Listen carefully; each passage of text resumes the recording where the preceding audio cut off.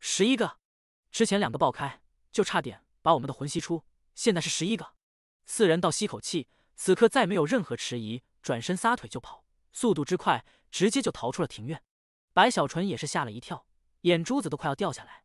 怎么会有11个？白小纯有些不安，急速后退。在他后退时，竟又有2个丹炉传出了让人闻之惊心的咔咔声，出现了裂缝。13个！白小纯吸气，又不放心了，再次后退。与此同时，一股股毁灭的气息在那13个丹炉上陆续的升起，碎裂更多，甚至有的似乎眼看就要难以承受内部的气浪激烈，马上就要崩溃，使得气浪宣泄出来。就在这时，狂笑之声从天传来，白灵的身影竟极为精妙的在这一瞬蓦然出现。他神色振奋，目中露出狂喜，看着那13个丹炉，如同在看13尊至宝，右手猛地抬起袖子一甩，瞬间那13尊炙热的如同小太阳般的丹炉就飞出，被白灵直接凭着修为压制后，他身影一晃，直奔长城外。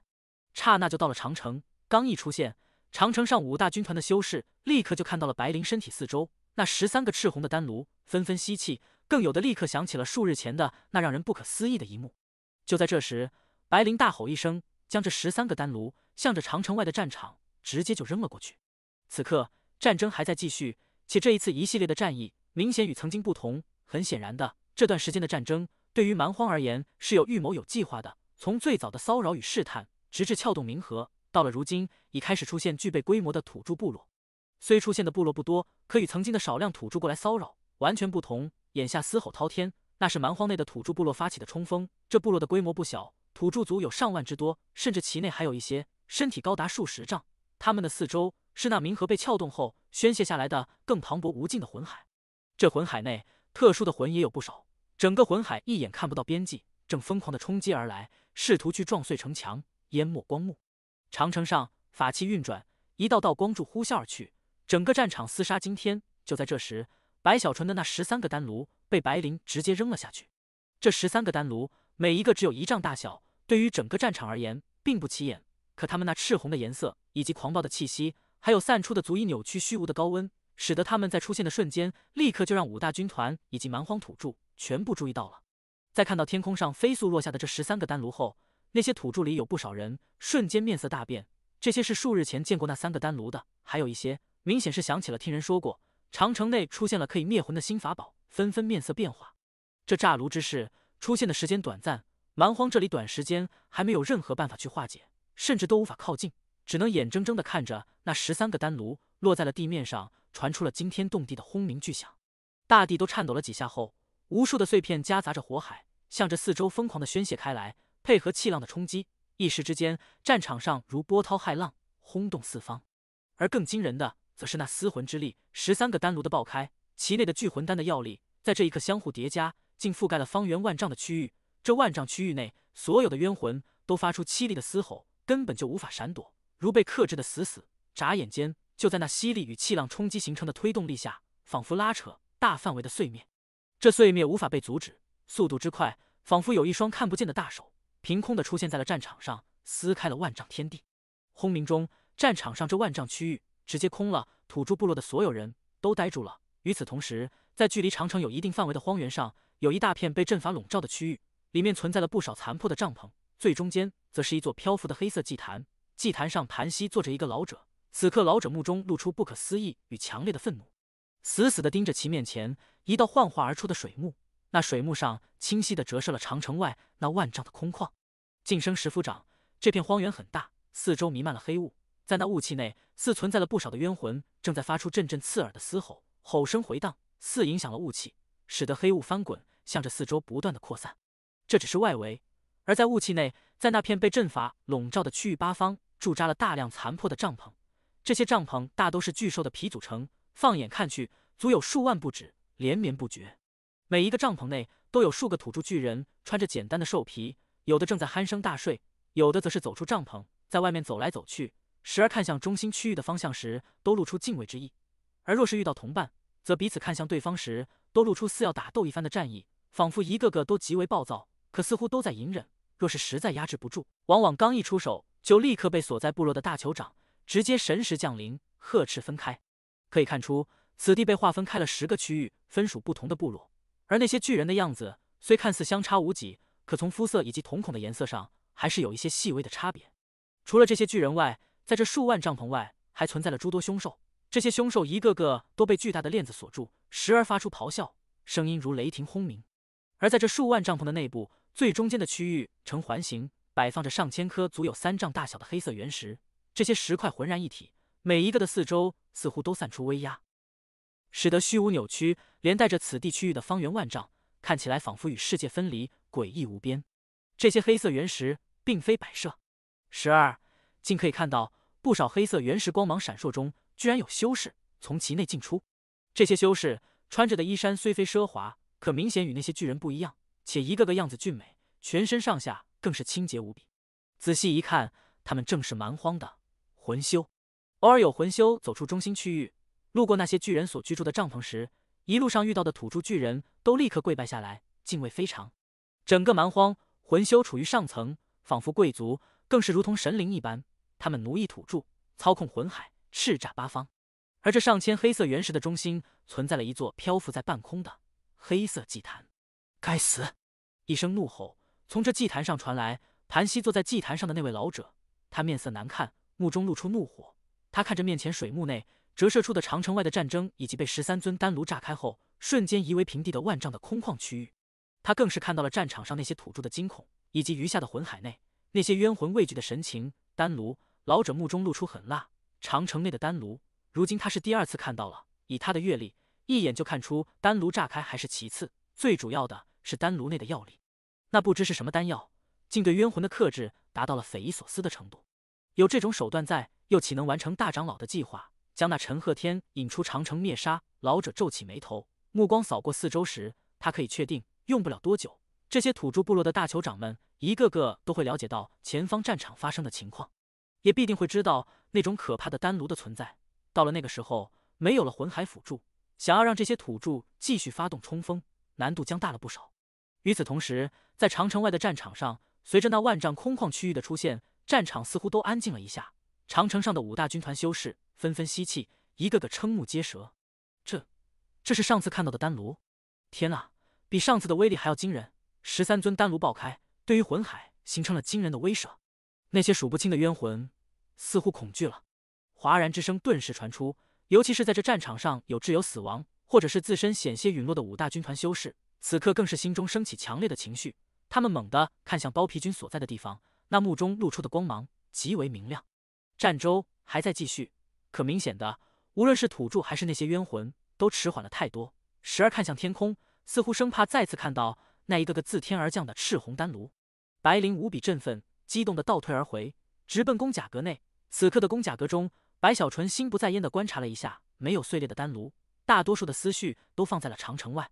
只不过，除非是如之前那样，长城外出现了冥河被撬动这种惊人的一幕，否则的话，有阵法阻隔，白小纯听不到太多长城外的厮杀与轰鸣声。很快的，白灵的身影就从远处呼啸而来，人还没到，笑声就先回荡四方。白小纯一听这笑声，顿时心里安稳下来，立刻摆出一副高人的模样，背着手，仙风道骨，飘逸无比。白老弟，你立下了大功！白灵大笑而来，到了白小纯身边后，他神色内还残留着激动，右手抬起一挥，立刻一面刻着包皮图腾的紫色令牌，直奔白小纯而来。我铁血堂5大军团赏罚分明，白小纯，你已单刀立功，此功足够你成为石府长。从现在开始，你就是我包皮军石府长。在白灵话语传出之后，白小纯毕竟初来乍到，对石府长这个职位并不了解，可一旁那4个守护在这里的青年却是身体一震，看向那紫色令牌时都出渴望与羡慕。他们加入包皮军多年，距离石府长也还是差了一点，而白小纯这里进来了不久，居然成为了石府长。若是换了之前，他们必定不服，可眼下亲自感受到了丹炉爆开后的恐怖，他们4人相互看了看，都不得不服。此令牌不但代表你在包皮军的身份，更是会自行记录你的军功。那每一个丹炉炸开后形成的杀敌军功，都会在你这里记录一份。白灵看向白小纯时，目中充满了赞赏。若非是军中有规则在，他甚至想直接将白小纯提升为百夫长。石府长，白小纯接过紫色令牌，这令牌拿在手中时，一股暖意从其上散出，融入身体，使得白小纯精神一振，立刻知道这令牌绝非凡物。甚至临时融入后，他隐隐地竟在这令牌内感受到了一股浩瀚之力，与这长城那高高耸立的高塔巨木似存在了某种奇异的联系。不错，你不要小看了石府长，从现在开始，你可以指定10个军中修士作为你的亲随，他们将服从你的任何命令。白灵又勉励一番，最后提出要求，希望白小纯能让爆开的丹炉再多一些，威力再大一些后，这才离去。直至白灵走了，白小纯拿着石府长的令牌，眨了眨眼，抬头看向那4个守护在这里的青年修士。这4人与白小纯目光一碰，立刻低头，赶紧上前，纷纷向着白小纯抱拳，深深一拜。我等拜见石府长。白小纯立刻精神一振，他看了看这4人，又看了眼手中的令牌，干咳一声后，抬起头，淡淡开口：“你们在这里也有些日子了，还不知你们叫什么名字？”卑职赵龙，卑职孙立，卑职许德山，卑职周武。4人立刻开口。经过这些天的所见所闻，尤其是此刻白小纯成为了石府长，他们对白小纯这里很是敬畏。此刻神色纷纷肃然，尤其是赵龙，他修为最高，已经是结丹后期，对白小纯这里明显比其他人还要敬畏，因为当日被崩飞的就是他了。从今天开始，你们4人就是我的麾下了，还有6个名额，我就交给你们了，尽快把人找来，以后跟着我，保你们一路高歌，平步青云。白小纯一挥手，他觉得自己这番话说得非常棒，也很威风。赵龙4人迟疑了一下，知道白小纯如今风头正盛，跟着他对他们而言的确是最好的选择，于是相互看了看，立刻趁势快速离去，按照白小纯的要求去寻找其他修士加入进来。眼看4人离去，白小纯又观察了一下丹炉，直至黄昏时分，赵龙等人归来，和他们一起来临的还有6位修士，其中4男2女，一个个在到来后看向白小纯时都露出好奇之意。这6人修为均都不俗，拜见白小纯后说出了自己的名字，其中4位结丹初期，还有1位结丹中期，更有一个竟是结丹后期。那结丹后期的是一个女子，这女子名叫刘丽，相貌秀美，双眸如凤，看起来似有些童颜，可偏偏身姿凹凸有致，尽管穿着铠甲也都隐隐可见，且身着铠甲不但没有减少其魅力，甚至还多出了一份飒爽之意。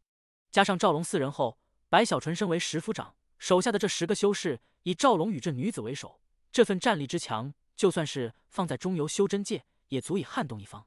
尤其是他们10人显然彼此都熟悉，白小纯看了一眼，隐隐判断出或许在这之前他们10人就是一对之友。从他们彼此的站位上可以看出，似随时随地处于一种彼此交融的状态，应该是修炼了某种合击的阵法，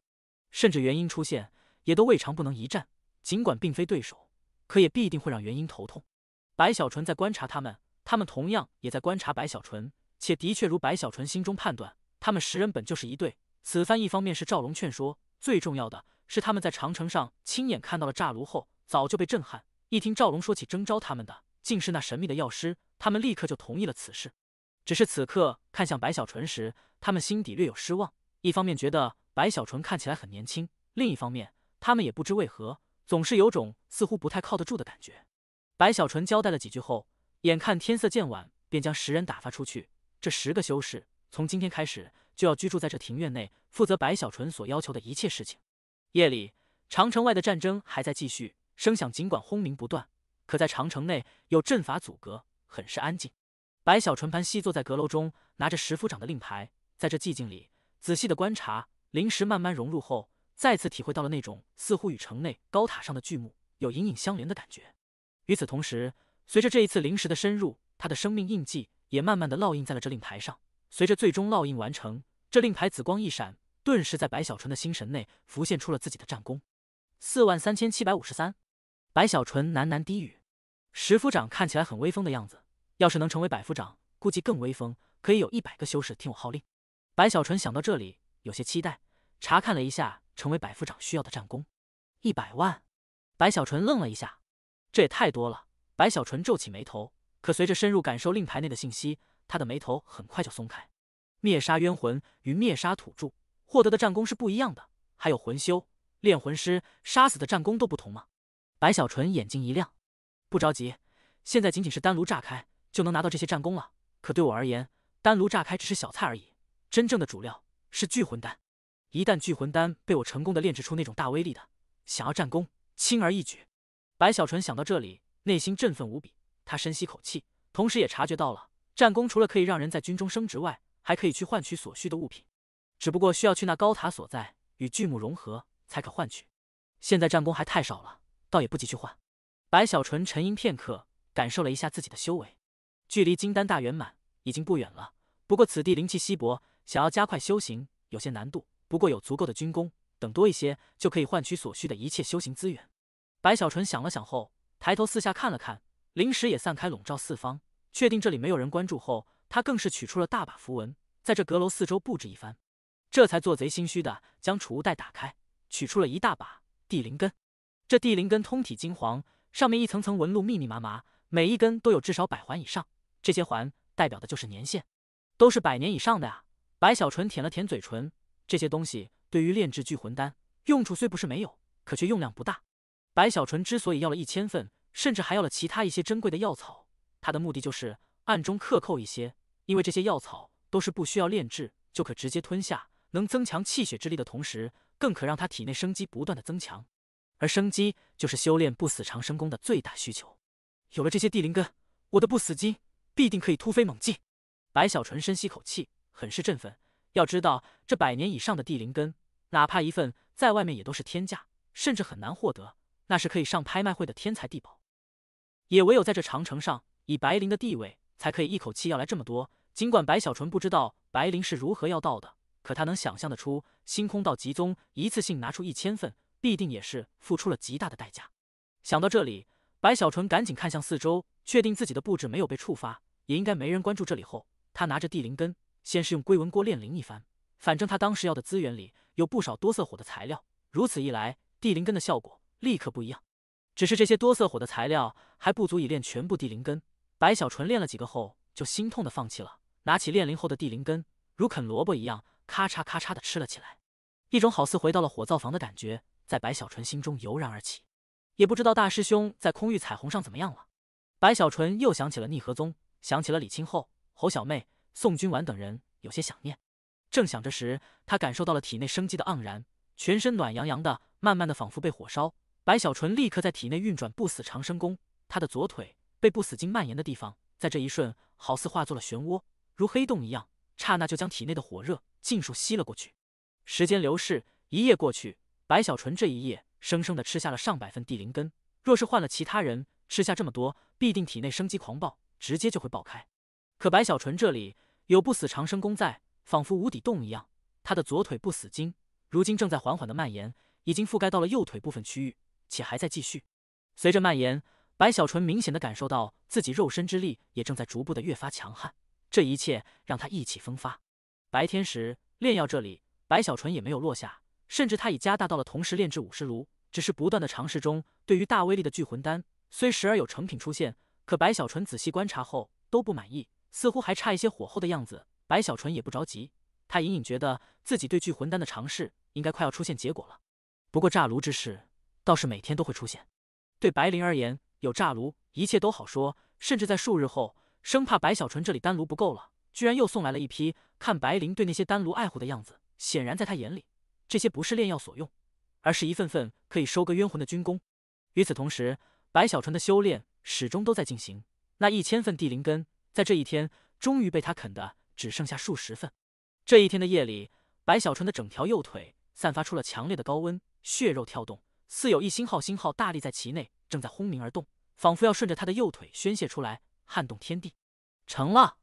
白小纯激动，他低头看着自己的2条腿，清晰地感受到双腿内的不死经中蕴含着恐怖的肉身之力。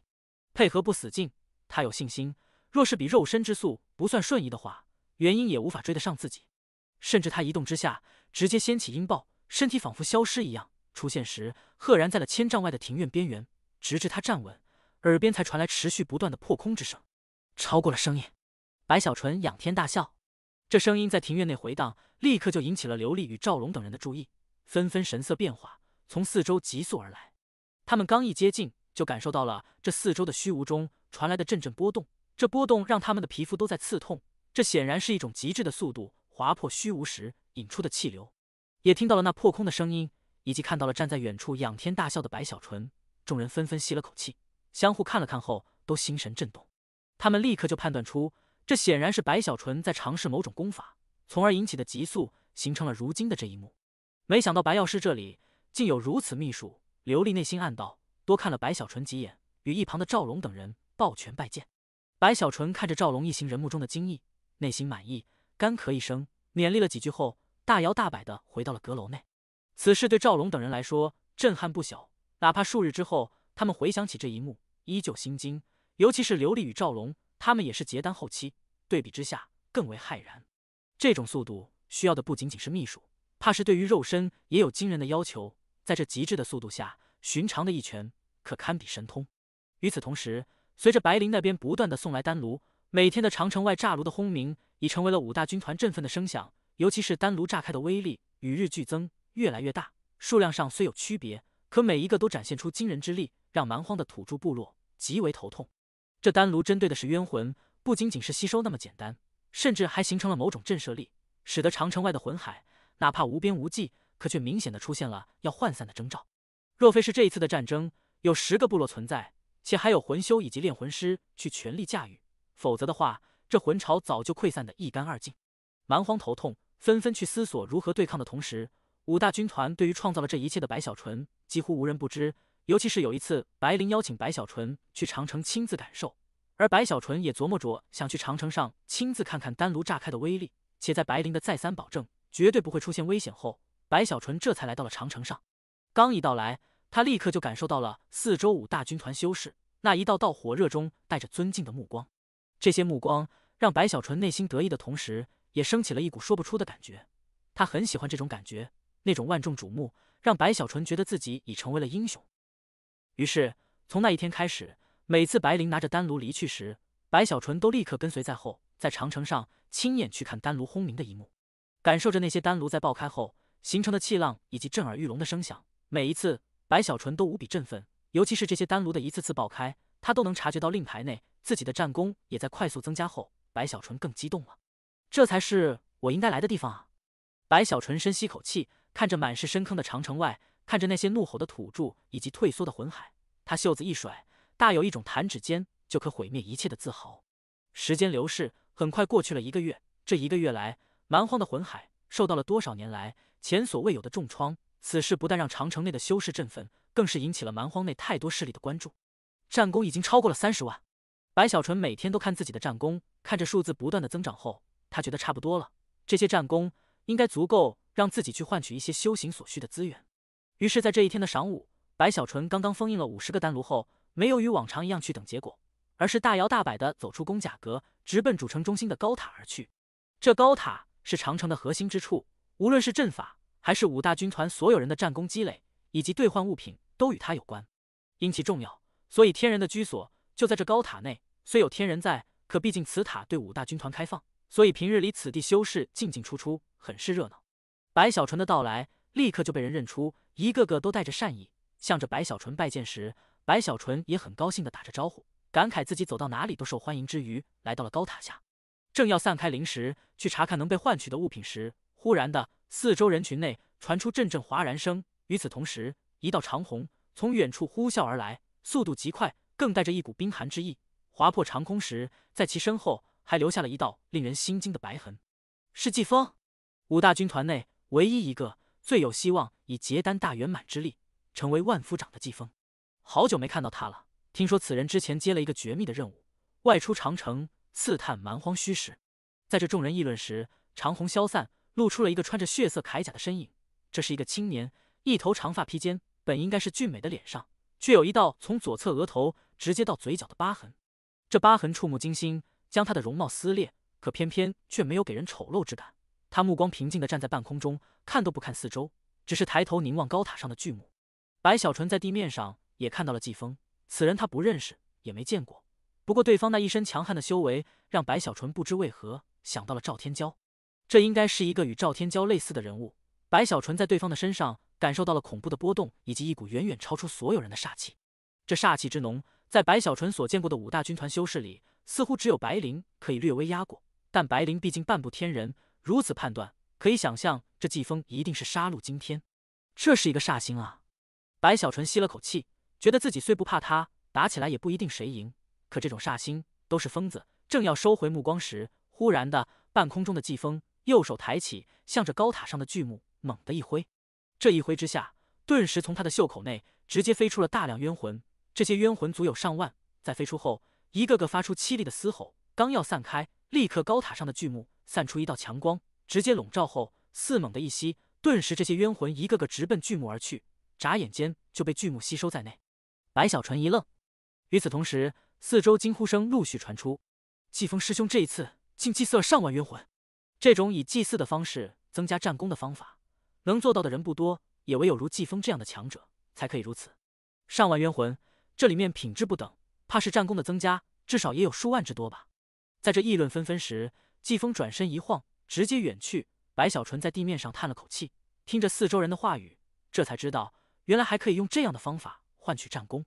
可惜啊，我现在的丹炉一炸开，那些冤魂直接就被撕裂了，显然没有如季风这样直接祭祀换的战功更多。白小纯有些遗憾，摇头时看了看季风远去的背影，这才临时融入令牌内，与高塔上的巨幕产生了一丝联系。顿时他脑海中浮现出了无数的信息。半晌之后，白小纯倒吸口气，在这里居然有这么多物品可以被换取，居然还有元婴丹。白小纯很是吃惊，元婴丹都有，更不用说他修行所需的金丹境界的丹药了，还有法宝与符箓，以及种种药草，比比皆是，看得白小纯心脏狂跳，目中冒光。尤其是里面有不少是只有在这里才能换取之物，比如出产自蛮荒的魂草，甚至白小纯还看到有冥河水。要知道冥河虚幻，仿佛处于另外一个世界，非特殊的方法难以撬动，就算是天人也只是可以撼动丝毫罢了。他的丹炉将成为历史。冥河水，白小纯吸了口气，他虽不知此物到底有何用，可看着那一滴水居然需要花费不菲的战功才可换取，就明白了此物必定对修士而言有极大的好处。或者说，这冥河水对修士的诱惑，如同是我们这里的通天河水对蛮荒魂修的诱惑。白小纯吸了口气，他在这长城时间虽不是很长，可通过与人接触，也已知道对蛮荒而言，通天河水价值极大。这也使得不少人暗中将通天河水带入蛮荒，与蛮荒魂修交易。这种事情虽被长城严格禁止，可还是无法阻断。其内自然有长城内部的一些交易之事，不过这种事情白小纯兴趣不大。他感兴趣的是元婴丹。感受着脑海中浮现的元婴丹，看着其后面的战功要求，白小纯叹了口气。他本以为自己现在战功很多了，可不看不知道，一看这些好东西，他立刻觉得自己非常可怜。元婴丹啊，需要数百万战功。白小纯眼巴巴地看了眼自己的紫色令牌，再次叹气。这元婴丹并非只能作为突破来用，实际上只要修为不是在结丹大圆满，那么吃下此丹完全可以让修为暴增。毕竟所谓的突破也只是凭着狂猛的药力辅助而已，虽然其内有一些药草能使得结阴顺利一些，可对白小纯而言，他看中的不是结阴，而是此丹增加修为的作用。一枚，只需要一枚元婴丹，我就可以立刻修为攀升到金丹大圆满了。白小纯无奈之下，只能放弃元婴丹，用他的战功换了不少结丹境的上品丹药，又换了一些法宝，这才离去。回到了阁楼后，白小纯封死四周，取出了龟纹锅，一鼓作气，将买来的丹药全部炼灵，更是将法宝以及自身之物也都炼了一番。直至所有之物都达到了6次炼灵后，白小纯这才停了下来，看着那一道道银纹，白小纯犹豫了一下。7色火只有2份材料，至于8色火只有1份，这还是白灵拿来的。以白小纯如今的阅历，他在星空道极宗时就寻找过多色火，可惜却没有获得多少。他很清楚7色火或许还能遇到，可8色火已是罕见了。白灵能拿来这一份已经极不容易。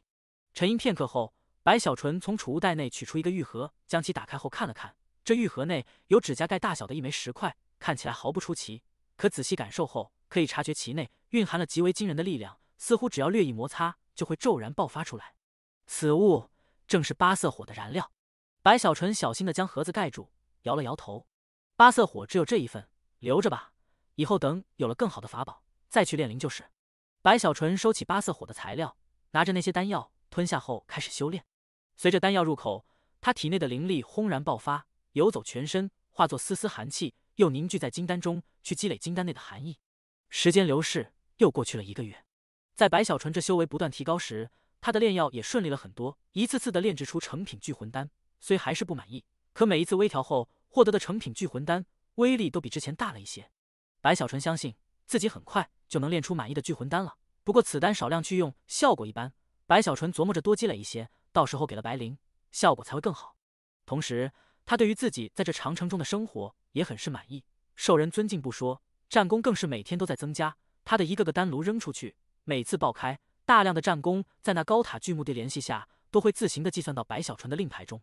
看着自己令牌内的战功不断的提高，白小纯就会想到之前自己在巨幕内所感受到的那些法宝与丹药，他炼药的动力就更充足了，越发努力。而他的炸炉也已经成为了包皮军的杀器，每天都会从城池上扔下，轰鸣大地，使得冤魂数量锐减的同时，也加大了蛮荒内那些炼魂师的压力。若非这一次的战争规模不小，怕是早就结束退兵了。与此同时，白小纯因时而出现在长城上，多次亲身体现了战场的惨烈后，他也深刻的感受到了此番战役的升级。土著部落出现的已不止一个，而是达到了6个之多，土著的数量也从之前的上万增加到了7、8万左右。这种规模的战争，往往数十年也难出现一次。放眼看去，那些土著巨人嘶吼连天，每一次发起的冲击似惊天动地。与此同时，魂师也开始不断的出现在了战场上。这些人的出现引起了5大军团的高度重视，甚至还派出了强者试图斩杀。可惜这些魂师被大量土著巨人保护，想要击杀虽有成功，可难度不小是一方面，甚至被反杀的修士也都不在少数。双方都有伤亡，可总体来说还是蛮荒损失更惨重。毕竟5大军团有长城依持，且炸炉的存在灭去了不少的魂巢。最重要的是，丹炉之威对于那些没有太多意识的冤魂而言，竟可以形成威慑，这才是关键所在。否则的话，按照以往的战争，魂巢内的冤魂悍不畏死的冲击，会对长城以及5大军团形成极大的威胁。白小纯的名字在长城内5大军团中已几乎无人不知，同时在长城外，他的名字也已逐渐的扩散开来，很多土著部落都知道了长城内出现了可以克制冤魂的法宝，而这一切的创造者正是一个叫做白小纯的修士。甚至蛮荒内对修士的击杀榜上，他已被人列位进入到了前100的位置。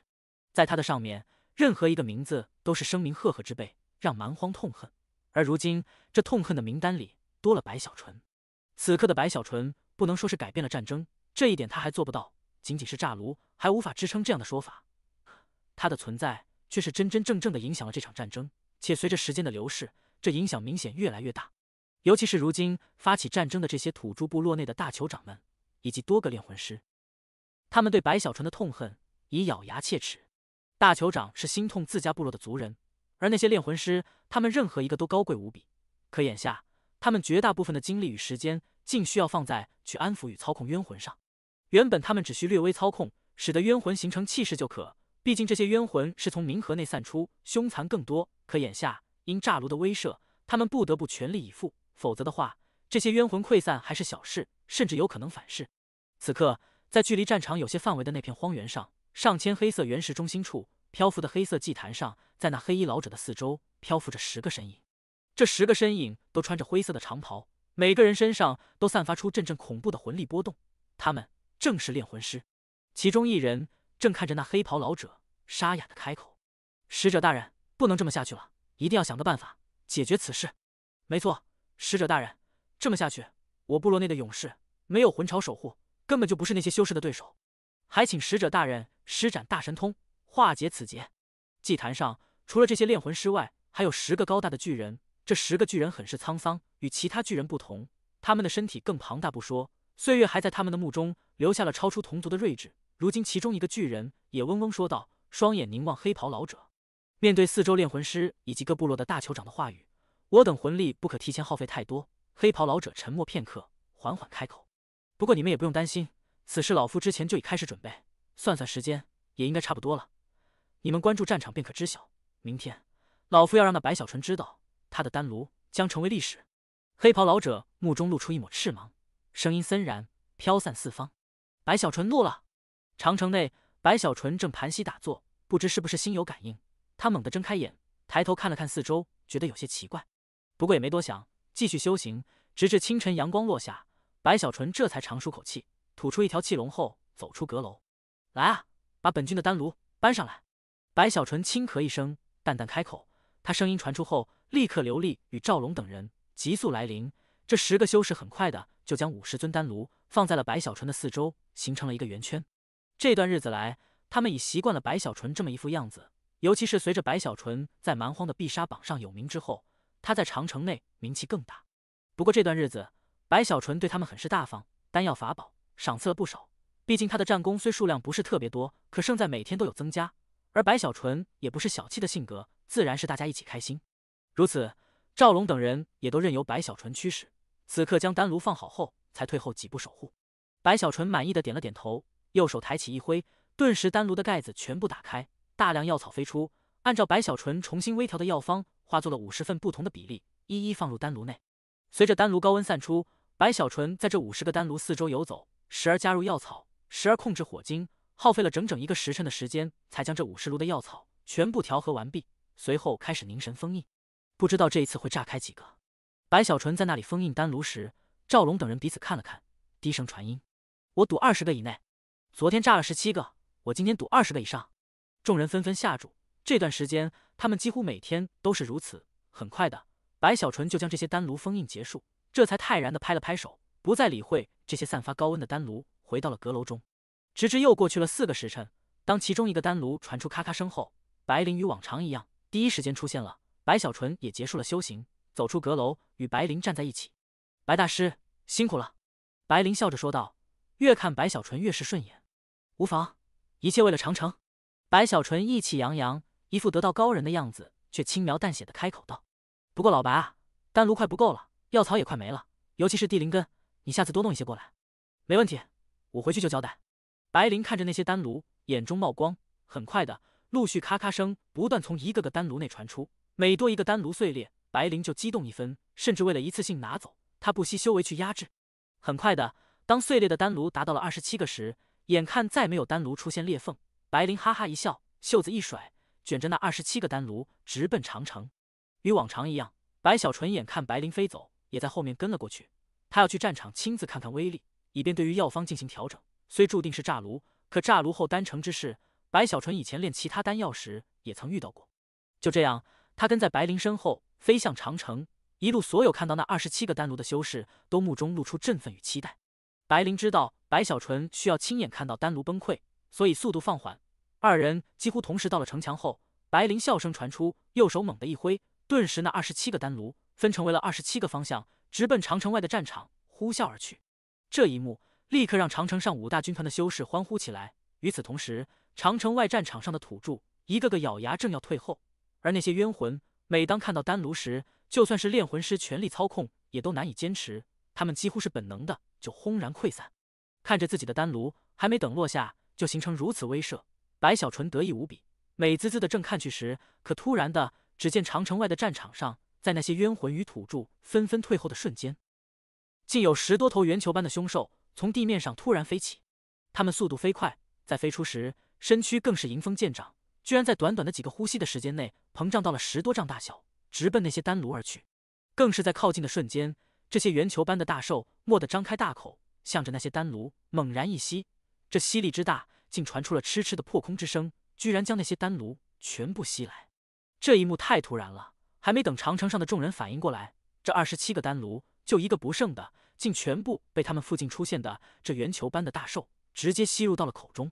几乎在这些丹炉被吸入他们肚子里的瞬间，有闷闷的轰鸣声从这10多头凶兽肚子内传出，而他们的肚子也在这一刻猛地膨胀起来，一个个双眼赤红，可却死死地咬着牙，闭着口，不发出丝毫嘶吼。很快的，他们那膨胀起来的肚子就肉眼可见的飞速缩小，不多时，竟一个个恢复如常。随后，这10多个圆形大兽这才张开了口，吐出了一口黑烟。那黑烟飘散出来，升空后慢慢消失，整个战场一下子安静了。长城上的5大军团修士一个个都睁大了眼，呆在那里。白灵更是身体一震，目中杀机闪耀时强行忍下，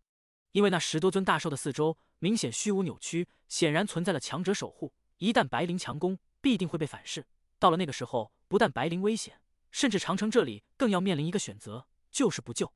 该死！白灵目中杀机弥漫，可他与其他几个军长早就明白，这一次的战争，对方的目的很明显，就是要让天人老祖陈鹤山走出长城。可以想象，一旦陈鹤山走出长城，那么蛮荒这里必定会有杀招降临。没想到，这才不到半年，就被他们想出了对抗的方法。这种凶兽很明显是经过改造而成。白灵暗叹。与此同时，长城外的那些土著一个个反应过来，发出狂笑，肆意无比。而那些冤魂也都凶残之意强烈起来，重新发起了冲锋。甚至这一次要比之前都剧烈数倍，轰鸣之声不断回荡，嘶吼惊天动地，凄厉之音充斥四方。五大军团的修士一个个只能打起精神，全力守护长城。一时之间，杀戮悍然展开。这一刻，没有多少人去关注白小纯这里了。炸炉失效，这代表白小纯从此之后，他炸炉的作用已经失去。看着自己辛辛苦苦炼制的丹药以及即将爆发的丹炉就这样被吞了，白小纯有些傻眼，如脑袋被重重的锤了一下，他的呼吸都不稳起来，目中慢慢的闪现出丝丝红芒。怎么会这样？这是什么兽？白小纯气得身体发抖，他感觉自己的心在刺痛。战功没了，草药没了，丹炉没了，还浪费了我炼药的时间与灵力。白小纯愤懑的大吼一声，他的眼睛彻底红了起来。那种感觉如同是被人毁了一切，甚至他一想到以后将没有陆续进账的战功，自己百夫长的目标也就破灭了。想起这些，白小纯此刻怒火忍不住腾然而起，尤其是那种当着如此多修士的面摧毁了自己的丹炉，如同打了自己一巴掌的感觉，让白小纯的虚荣心与自尊心都受到了重创，仿佛从天上坠落到了地下一般。这一刻，白小纯的脑海轰鸣，他用那血红色的目光死死地盯着长城外那10多只圆球大兽，神色狰狞，露出凶残。你们给我等着，敢吞我白小纯的丹炉，你们会后悔的！白小纯怒火燃烧，猛地转身直奔宫甲阁。白灵看到了这一幕，暗叹一声，他明白，很快的，蛮荒的土著部落将会拥有大量这样的圆球大兽，专门来针对白小纯这里的丹炉。敢吞我丹炉，敢灭我丹药，这是对我挑衅啊！区区小兽，我白小纯弹指间让你灰飞烟灭！白小纯一路如癫狂，展开拳速，轰鸣间化作长虹，回到了宫甲阁后，直奔他的庭院阁楼而去。赵龙、刘丽，你们10人守护在外，任何人不得踏入，我要闭关！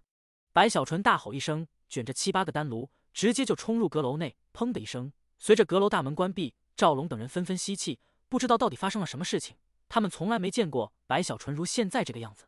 怎么回事？众人面面相觑，心底都升起不安。